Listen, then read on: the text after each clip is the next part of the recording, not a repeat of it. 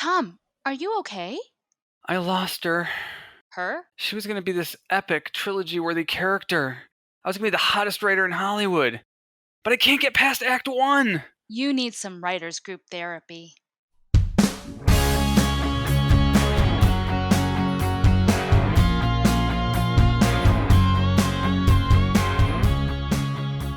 Hello and welcome to Writers Group Therapy. I'm Tom. And I'm Roshni. We're writers helping writers. Are you ready for your session? The doctors are in. And if you like what you hear, make sure you follow us at writersgrouptherapy.com online or on Twitter and Instagram at WGTherapy individually. I'm Tom_Loveman on Twitter, Tom Loveman on Instagram. And I am at Roshni Lamino on Twitter and at Moonlily Music on Instagram. Well, the world has stopped and yet things are just happening. It's crazy. It's like every day, every minute, something changes. Well, you seem busier than ever. I'm enjoying the time. I'm using it for other, writing and other projects. But you're like ridiculously busy. I am jealous of you. Let me just tell you. I wish I had time off right now. Yeah, I don't think it's like a vacation. I mean, I'm keeping plenty busy. I've got, we got the writers group still. I've been doing Zoom meetings with people, and I had a Zoom open mic night I went to the last few weeks. Every week that my friend's been doing this. I'm just the audience. I haven't been doing like online stand up, but there's like 8 or 10 or a dozen or more comedians come on that thing, and it's a lot of fun. Mm-hmm. And yeah, so I'm doing that. I've been killing it on Masterclass. I got like a week left before the annual subscription is up. We've been using this. I can't believe it's been a whole year since we started that. Oh my gosh. You know what's really ironic too about Masterclass? We got a subscription because remember I was super sick for a month and I was like, "Oh, I need something to do." So we decided to sign up for Masterclass. And now we're ending in a period where everyone's like, "Oh, I'm at home and I need something to do." Yeah, I knocked out like 8 or 10 lessons by Aaron Sorkin teaches writing today, which is a really great class. And I finished up Steve Martin a few days ago. I'm kind of plowing through them here at the end, trying to get as much as I can in. I'm impressed. I'm in the middle of Margaret Atwood, but I don't know if I'll finish before we end the subscription. I got to share this thing with Aaron Sorkin that's so funny that people will really appreciate. Anyone who's ever had writer's block, Aaron Sorkin, he says he's basically in a constant state of writer's block, which is occasionally lifted by a day or two of unblockedness, and then he just tries to get as much as he can get done in those couple of days. He also says it takes 18 to 24 months to write a feature film. Oh, wow. But he's only writing for like 2 or 3 of them. Oh, my word. So all that extra time, it's all research and thinking about it and writer's block about it and stuff. He's actually, he's a very human person. I always felt he was, from his stories, put him on a kind of a pedestal, I guess, but he's very much like everybody. I mean, he's a guy, he's a writer and he has the same issues we all have. It's interesting that and I think you can appreciate this too. His strength is in characters and dialogue and not action. And that came out when he was talking to some students in a workshop that I thought was interesting. So I'm like, I could team up with Aaron Sorkin because I'm good at action. I would be curious because I haven't, and I probably won't get a chance to watch it before the subscription expires. But one thing I've noticed from reading Aaron Sorkin's scripts, he is great with punctuation. And I know that sounds really weird, but as an actor, punctuation is amazing because it tells you what the author's intent is. And if there's no punctuation, you're like, I have no idea what you meant. And then you could totally misinterpret the script. Does he talk about that? Does he have a lesson about using punctuation properly for actors? Not that I've gotten to yet. I'm about a third of the way through this lesson, so I've got quite a bit to go. Hmm. He does talk about how the character is really up to the actor in a lot of ways. Like he doesn't get too detailed when he's doing his characters. Hmm. He comes up with like who they are, what's their motivation, but he doesn't get into long character analysis. What's their favorite color? What's their favorite food? He doesn't do those kind of breakdowns. He lets that kind of be the actor brings a lot of that to it. In fact, he had a great story about how he was on set and this one actor was there and he was the actor was wearing a wedding ring. And he was like, wait, I never said that character was married. and he asked the actor, "Why are you wearing a wedding ring?" He's like, "Well, I'm wearing it, so you'll tell me why I'm wearing it," which I thought was amazing. Huh. And they went on to basically decide that this actor had this character had been divorced, but was still very much in love with his ex-wife. Still, so he still wore the wedding ring. So it's just that Aw. little kind of detail, and it was really kind of the actor who brought that out. So Mhm. again, thinking about your characters and how how detailed you want to get in them. Don't go too far because you got to leave some room for creativity on the side of the actor. Even I guess they're going to help you with that in some ways. That's awesome. If I can plow through Margaret Atwood, then I'll get to that. There's so many. That's kind of a horrible thing to say about Margaret Atwood. Um, Well, no, I mean, actually, it's really good. It's very, I'm only in, like, the first 5, like, lessons within the first 5 lessons, and so it's still very much, like, foundational stuff, but it's really good. yeah, It's just and it's a different way of thinking because it's novel writing, not script writing, which is what we've been so bent on for how many years. But right. and I feel like, now that we've done a year of Masterclass, we'll just do a little roundup right now. I feel like it's exploded in the amount of classes that they offer from when we signed up a year ago to now. Oh, it's ridiculous. Everybody's got a master class now, Yeah. and they're on every subject. I mean, it was a lot. It started with a lot of like the arts, writing, filmmaking, acting, even. But now it's cooking and it's magic and taxes and space travel and everything else. Poker. I Poker, thought yeah, poker, poker, basketball, I photography, mean, it's crazy, yeah. and I've realized about myself, I'm not a good online class person. Something about it, like, I like listening to it in the background, but I just can't be disciplined enough to follow it on a regular basis, so I probably wouldn't re-up, but I think for you, you've really found it helpful, right? Well, yeah, actually, it really plays to my learning style, and I was thinking about this too because you make lists, you take notes, I listen and absorb. So it's perfect for me. I can just watch these and I absorb stuff. I don't remember everything, but it's how I learn, from listening to people. I'll remember the stories they tell, how they tell it. It's kind of that nature. I'm not somebody who makes a lot of notes and then goes back and reads them later because I'm horrible at that. I can't even read my own handwriting. So most of the time it's pointless. That's why I use a computer. Yeah, I think it's been fantastic. Again, it took me a while to get going, and now as we're getting down towards the end of our annual subscription here, cramming at the end, it's college all over again. But it's been worth it. I think I don't know if I'd do it again, unless they had a significant, a lot more people I wanted to do the lessons with. But it's Yeah. been very helpful. That's good. So, if you're thinking of getting Masterclass, just know your learning style. I know I'm a lot more hands-on. I think you can actually sit there and pay attention. Me, I'm like, I want to just jump in and then research when I hit that brick wall, but I'm a little Oh, different. I would say every course has like workbooks and things you download that give you activities and stuff to do. So Mhm. again, you have to be disciplined to do that. But I did download a bunch of those, even from courses I haven't taken, just to have the workbook. Like the one on cooking, actually, I downloaded the one on like cooking, so I have recipes if I ever decide I want to try that. There you go. There you go. Speaking of other things you're trying, you actually signed up for that Quibi thing or Quibi or I don't know how you say it. Yeah, Quibi. I don't know. I'm not Quibi? sure actually. Quibi. I don't know. No one's really said it out loud. It's the short form, mobile first and only platform by some major players. I've enjoyed it. I'm kind of hooked on this one show in there called The Most Dangerous Game, which is Liam Hemsworth and Christoph Waltz. The story's a little on the cliche side. You've got a terminally ill guy who's sick, and he's got a wife who's pregnant, and he's going to die, and he wants to leave money for his family, and the only way he can do that because his business is horrible is to agree to be hunted by people, Mhm. and every hour he survives, his wife gets more money. So I'm about 6 or 8 episodes into that now, and they're about 8 minutes each. I'm also watching Survive, which is Sophie Turner from Game of Thrones is the star of that, and she's in a plane crash and has to survive, even though she's suicidal in the first place, which is kind of ironic. But it's a nice twist.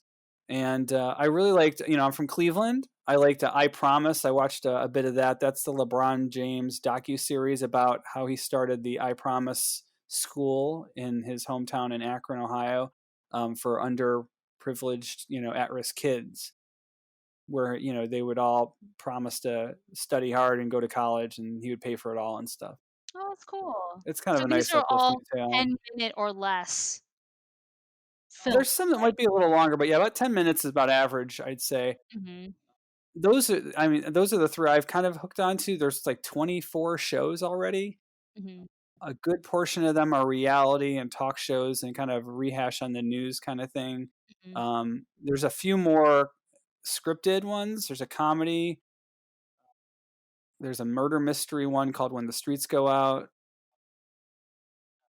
So it's a real variety. There's one with Will Forte, called Flipped, which is kind of a meta show because it's about two people who decide to become reality TV show hosts for a home renovation show because they both get fired from their jobs at the same time. Yeah, I mean it's a real variety. Wasn't the premise of this whole platform supposed to be like, "Oh, you just watch it really quick when you're, like, getting ready for work or out the door," or, like, when you had snippets of time, unlike now in Yeah, quarantine where well, we have yeah. Obviously, hours of we time? I can watch it, 3 or 4 episodes in a row because I've got a half hour to kill. But yeah, it was originally designed to be, Mhm, for the YouTube, TikTok audience that has a limited attention span, I guess, or for people on the go who want to watch something in between meetings or while they're waiting for the bus or the train, that kind of stuff. But yeah, ironically, in this particular time and place, it seems out of place. It seems like it's a solution for a just, like, problem no one binge has right now. everything, Right? yeah, and just finish the channel. But here's a question, because, I mean, I I kind of think writing an episode in 10 minutes, like, how do you even get the arc? Like, I mean, obviously, you had to cut Yeah, out BC story, but, like, it's pretty much, you know what yeah. I'm It's saying? all It A just seems so story in a lot of quick. ways. The pacing is good on the ones I've seen because the way they've edited them, they've kind of thought long story. These are serialized stories, so they've just written them with breaks that you can Mhm. digest. So it's just like acts of a TV show for the most part. They're just a little shorter than if you had an average 12 to 15-minute act. These are like 8-minute acts. Mm, okay.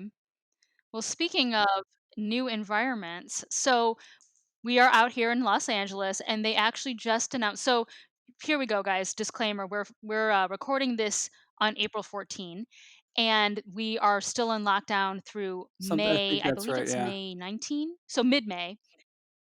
Yeah, mid-May. And Governor Newsom just announced a 6 point what would have to happen for us to ease out of lockdown. But even then, it's going to look different, such as restaurants. You're still going to have to sit 6 feet apart from people, and waiters and waitresses might have to wear face masks and gloves. Big gatherings, that's kind of off the table. So concerts and sporting events, fairs, Hmm. that's not happening. But we were talking off podcast, how will that change the entertainment industry? Because assuming lockdown happens, we are still in the middle of pilot season. It not only changes how we do production as far as, because you've got all these people on set, but even how you Hmm. shoot They're the all going to be project, one shots of people standing alone. We're not gonna have a lot right? of Oh my close goodness. scenes, I guess, for a while, or they're gonna have to CG it all together. I was even talking about this with one of my friends. Right. Makeup artists, hair people, what are they gonna do? I kind of don't want a makeup person coming at me right now with a brush. I understand you've cleaned Mhm. it in between, but you never know. You never know. I got a sty once from a makeup artist a long time ago. I don't want a chance getting COVID, you know? Mhm. So what's gonna I mean, happen to certain it's gonna be jobs? up to the producers to decide.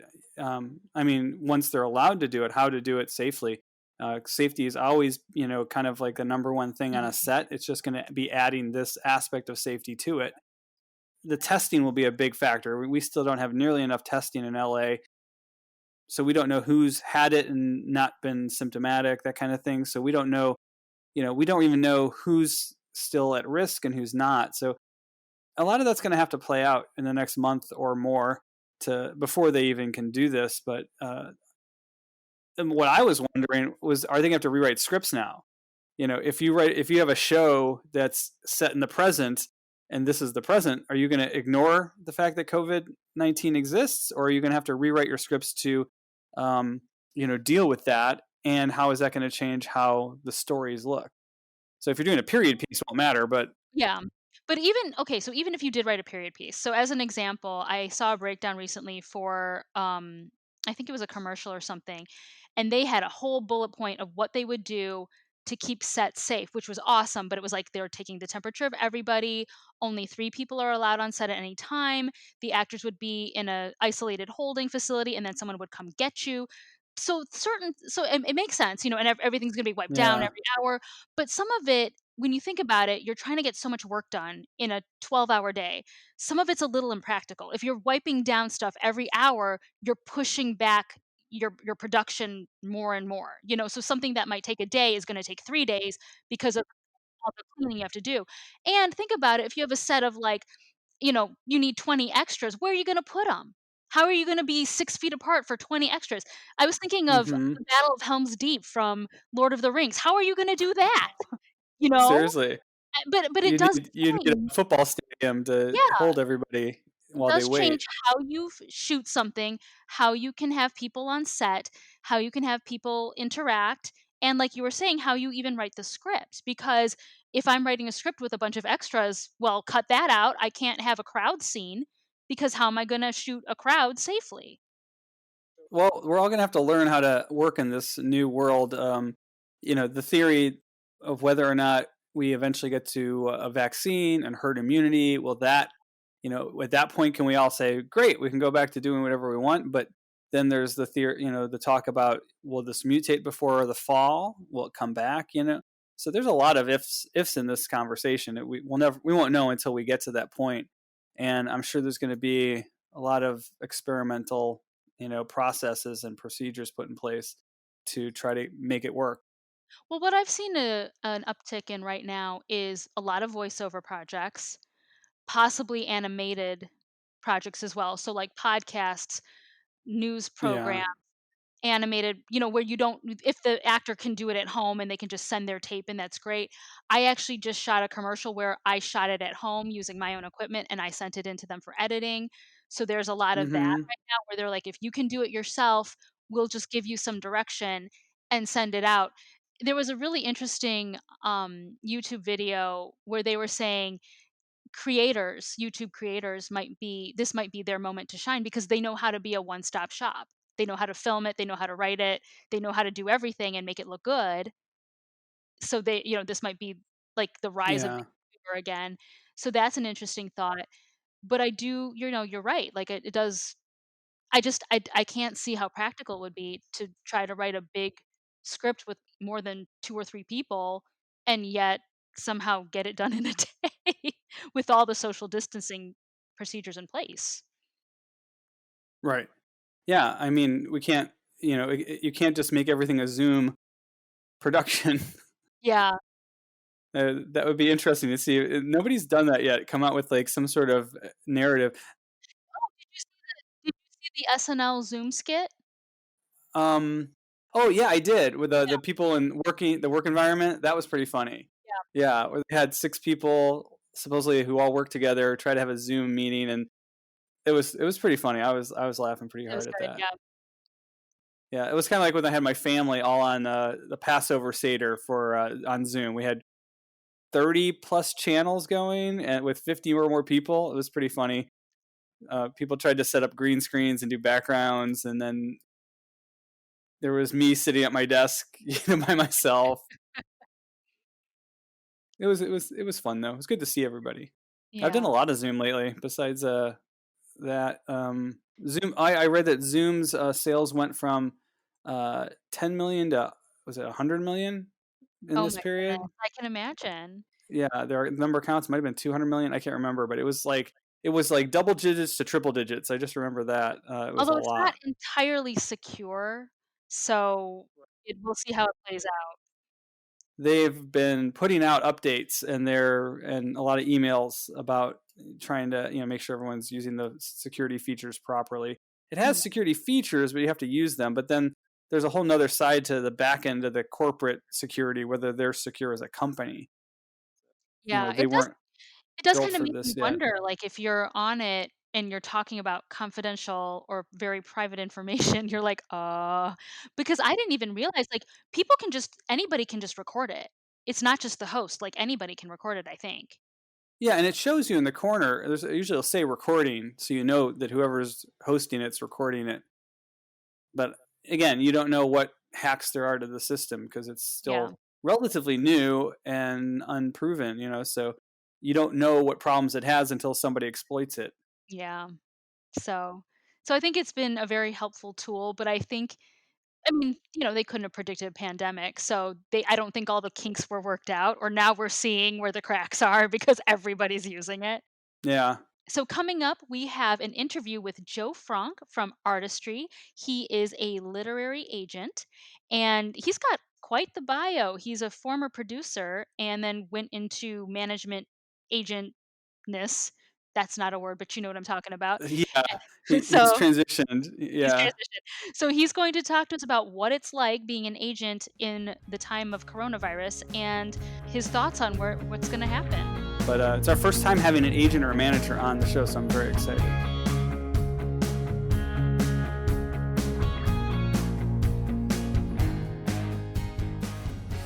Hi, Joe. Hey, Welcome. thank you. Joe, let's start a little bit with your background. We understand you were in production, then you became a manager, and now you're an agent, but you've had a very varied career. So why don't you tell briefly the listeners what you've done? Thank you guys for having me here to my room here. Happy to be here. No, thanks for having me here, guys. Yeah, I've wanted to work in this. I'm born and raised in Seattle. I've wanted to work in the business for a long time, and for me, it's kind of always been a long term, kind of game. And so I've always just had an interest in learning the full kind of scope and things. And I actually started my career at UTA in the mailroom. And so that was actually kind of my first introduction to the agency world was through that kind of traditional, channel I was fortunately able to get a spot in the mailroom. But as I, throughout my career kind of saw different opportunities and got afforded some of those opportunities to see different parts of the industry. To me that just feels like I can be uh, a better representative of artists ultimately, and I think a better agent as well, having kind of seen different sides of the business. If that's so, it's kind of always had been a goal of mine in kind of shaping which kind of part of my career I wanted to really land in, so to speak. So then, after you spent these years in production and development, you became a manager, had your Hmm. own management company, Hmm. and now you've moved to the agency side. Yes. I mean, was that your goal all along? And how do you feel like that the difference between the two, because they're supposed to be uniquely different roles. Right. Right. Well, to be candid, it was actually kind of part of my plan. But after I had worked at Epics, I pretty much went right home and started my own production company and management company. And part of the reason I did that was, to me, I felt that from a place of experience and I'd say a little bit of confidence and from a network perspective, felt that I'd be able to go out there and potentially make a sale and get a client list going together. So but that, however, was ultimately something I chose to do, A, because it's something I had always wanted to do, but B, I did ultimately in the back of my head think that it might give me a better chance at getting reestablished in the representation world. And so I've landed at Artistry, which is a wonderful, wonderful agency. For anyone that might not be as familiar, they are a recently signed signatory to the WGA and are expanding the literary department there, and that was part of their incentivization for bringing me on, and so it's been part of the agency's effort there. But in terms of transitioning from a manager to an agent, my day to day doesn't change too much on the literary space. I think agents are uh, ideally, I'll say, fiduciaries, true fiduciaries to their clients. I think managers historically have been known to play a little bit more of a role in the creative development side of things. And that's certainly part of what inspired me to start Island Park Entertainment, which was my management company. Uh, I think agents are more known for the actual selling of the material, but it's very clearly here in April 2020, it's a new world. And I think all of these things are going to continue to adapt and evolve. So, Joe, you just joined artistry in March, and then Yeah. this pandemic thing happens. I'm assuming you were building your roster. I mean, have you seen a Yeah. complete shutdown in the industry as far as like how you can pitch your clients?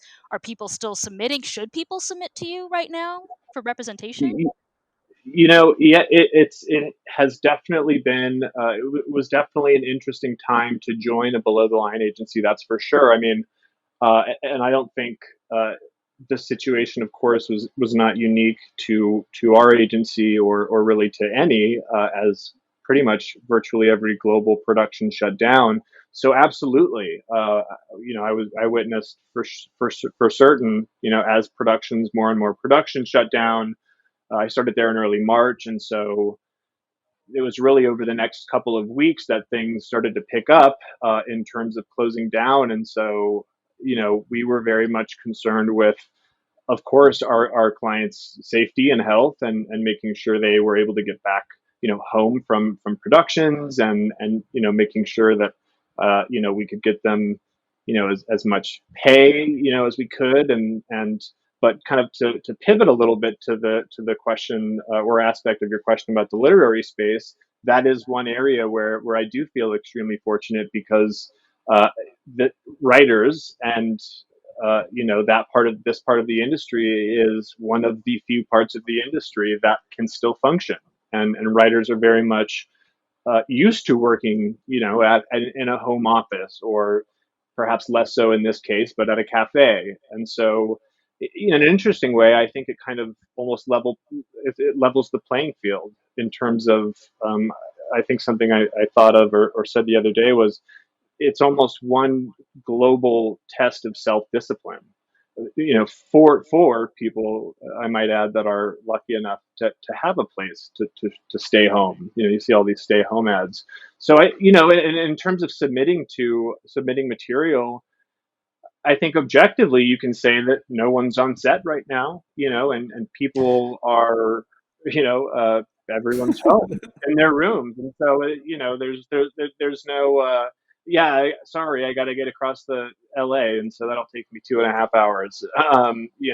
There's no advantage to being on the lot with the producer. It's And no one's going to want to go back to driving after this is over. They're going to be like, "Can I just work at home all the time, please?" Well, right, and I think there's a very real element of that, and shift that we're about to see in terms of the digitizing of not just the entertainment industry, but every industry as a whole. And I think what's really cool, just as an aside, is to see a lot of workers in the United States that for the longest time, I think the general populace considered not essential, and we're now discovering just how essential those people are. And kind of to pivot off of that, I think a lot of really cool stories are going to emerge from this, A lot in of a way. COVID stories, I'm sure. What advice Yeah, would you give to writers who are in that, maybe they were going to go look for reps, or they're in that transition period, or, you know, whatever? Like, what advice would you just give yeah. to writers in general right now? I would say, well, to anyone in the business, but especially writers, definitely understand that a lot of changes are happening at these companies. Especially, of course, the news came out. I think yesterday was the 1 year mark for the agency stalemate. There's a lot going on, and this is going to sound strange, but simultaneously not going on, right? Because no one's actually working, and a lot of deals are being, potentially threatened, the force majeure. Uh, I would say definitely, engage, and don't be afraid to engage. I mean, everyone handles things differently. And I think that, I've seen some people kind of use work as a way to continue going and to, to get through this, and other people handle it differently, and that's fine. I do think that in terms of a more long-term outlook, I think it's probably going to be, there's still a lot of, bureaucratic red tape that has to be cut through for a lot of companies in terms of getting their loans and making sure they can, get or keep, get back, or put agents back on payroll and managers. And so, I would say definitely now I wouldn't not be reaching out to people, but I would say, be sensitive to the idea that uh, there are some, at least at the higher levels, there's a lot of kind of, I don't want to say scrambling, I don't want to speak for any company, but a lot of kind of scrambling, for lack of a more articulate word, um, in terms of, making sure everyone's company can get through this.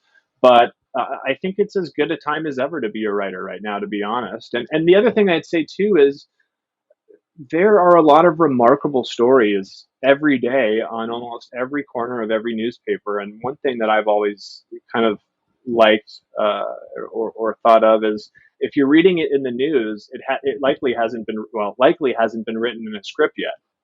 And I think we are in a situation right now, and again, not to, say that I think that, oh, COVID-19 related material is going to sell. I do think there will be a certain appeal, at some point. But, I would advice I would give to writers is, maybe find some, different ways into interesting stories that you can pull out of what's going on right now. And I think, I'm hopeful that we'll see a lot of beautiful stories of American heroism, of um, South Korean heroism. I mean, it's not just America. I mean, this is a global pandemic. It really is affecting everyone, and that's of course the tragedy and the beauty of it. In this weird time frame, it's been kind of interesting about thinking about, as aspiring writers, as producers, what can you do during this lockdown? And Roshni actually recently launched her narrative podcast, Expat, Very which cool. kind of Thank you. inspired me to start writing one. What do you think of this, like, non-traditional media, these narrative podcasts, web series? For a while it was like, oh, everyone's got a web series. Is it still a Right. good idea to do these kinds of things, these kind of projects that you can do on your own? I absolutely think so. I saw something the other day, and I can't, off the top of my head cite the source, but it was something. It was a quote that spoke to how Audible content is becoming increasingly consumed more increasingly in previous years, in part to do because of multifunctionality, how we can do, you can multitask, you can go for a run and listen to a story. And I think that's really attractive to a lot of content producers, and buyers as well. I think, we're seeing in podcasts a lot of big name stars doing scripted shows, and that's no longer an irregular thing to see, or a rarity. So, look, I absolutely think it's smart for writers and content creators, really of any and all formats, to, especially in this time, where again we're kind of left to our own devices, and whatever fortunate devices we are fortunate enough to have, to experiment with these things. I think, there's no time like right now to get, experimental, but to answer your question more specifically, I do think that there is a general push in the marketplace towards Audible content, and I say Audible, not the company, but the word Audible. Yeah. Just, Cool. to make a disclaimer there. Cool. No, that's okay. Yeah. We were just talking about, was it Quibi? I Quibi. can't. Quibi, Quibi, yeah. that's how you say it. Okay. Quibi. Quibi. Yeah, those are really interesting because you've got some big name actors appearing in, these mobile, pretty much only short Yeah. form content. And have you been seeing any interest in looking at writers for those platforms? You know, we actually had a pitch. We pitched them at some point in the past, and I won't mention the studios or anything like that involved, of course. But so I myself have been familiar with Quibi for some time now. I'd say a couple of years, and I don't mean that in any type of wow I'm cool way, but just objectively I've known about it, and so You're very cool, Joe. You're yeah, very cool. so cool and such an insider. But no, I found it very interesting to kind of watch this launch evolve. I found it was very interesting that they were sued last week. I think it was last week or the week before, prior to their April 6th release. And it does appear that those that group that sued them are getting their initial arguments heard, but all of that aside, I think it's an interesting time for a platform like Quibi, which is obviously designed for mobile users. Suddenly, it was this idea that while you're waiting in line at a restaurant, or perhaps you are waiting at a bus stop, or waiting for someone outside of anywhere meeting, and you have 10 minutes to watch an episode, and here we are all of a sudden, uh, almost over at one point 90% of the globe, I think, literally is locked down and stuck and confined in our rooms, and that becomes an interesting conundrum. Well, most of us have that are fortunate enough to have screens larger than an iPhone screen. It kind of feels like, well, why would I turn that on if I can enjoy something on a much larger screen? At the same time, I think they have an impressive offering of shows, and um, just from what I can speak of, just from my experience and what little I do know about their programming, I'm definitely excited to see what they're going to be coming out with in terms of its long term viability. I think that very much remains to be seen, and I have no doubt the pandemic, the ongoing pandemic, will play, a large part in that. But as an agent and a literary representative, I'm excited that there's a new buyer in the marketplace. Certainly. Tom and I were actually talking about this earlier, but because, like, I don't know if you've seen, Governor Newsom had like a 6 point bulletin of like what would it take for us to start easing on the restrictions, and it's like 6 feet apart in the restaurants, and everyone has to wear masks. And I'm just kind of curious, have you asked your writers to kind of start thinking about writing and creating with that thought in mind of like, we can't have 50 million extras, or, people do need to be 6 feet apart in a scene or something like that, just to kind of help with those restrictions? Have you seen any scripts come through like that? To answer your question, well, to answer just your last question, I haven't seen any material come in specifically that addresses that. But absolutely, I've certainly been having these conversations, with my writer clients. I mean, look, again, I think it is fair to say objectively that we will be living in a post-war society. I think is fair to say, and I think absolutely this is going to be one of those moments, I think, that where we will look back on this and we will look at shows that were produced and released right up until the kind of mass publicizing of this pandemic, and shows that were created, well, during, as we saw with Saturday Night Live, and after, and say, oh, that show, I think, was probably before, and a before and after. At the same time, however, and this will sound quite dichotomous, and I hope not to be eating my own words here, I do think that stories will be able to, be told that can avoid the subject entirely. So, ultimately, I think it remains to be seen, but, more generally, more broadly, I think this will be something that will be hard to avoid.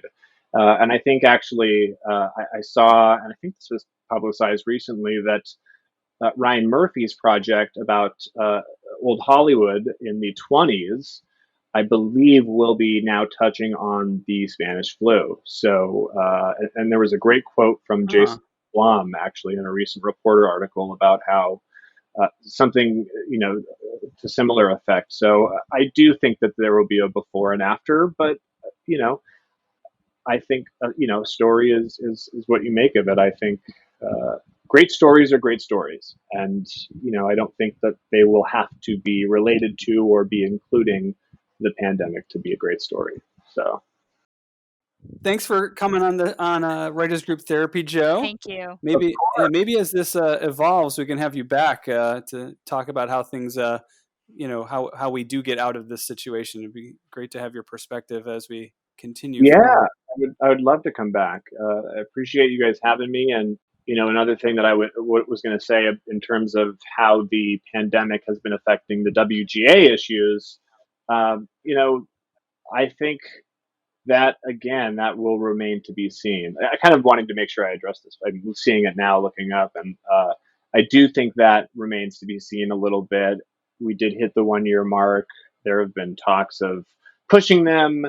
I think it would be quite interesting to try. I mean, considering how chaotic these negotiations were before a global pandemic struck virtually the entire industry from working, it's interesting to consider how these negotiations would go in the current state, but we'll see. So I would say, I'll be staying tuned along with everyone else on that one. Yeah. Awesome. Cool. Thank you. Awesome. That was Joe Fronk with Artistry. We are Writers Group Therapy. You can find us online at writersgrouptherapy.com. Make sure you check us out. We'll see you soon, and stay safe out there.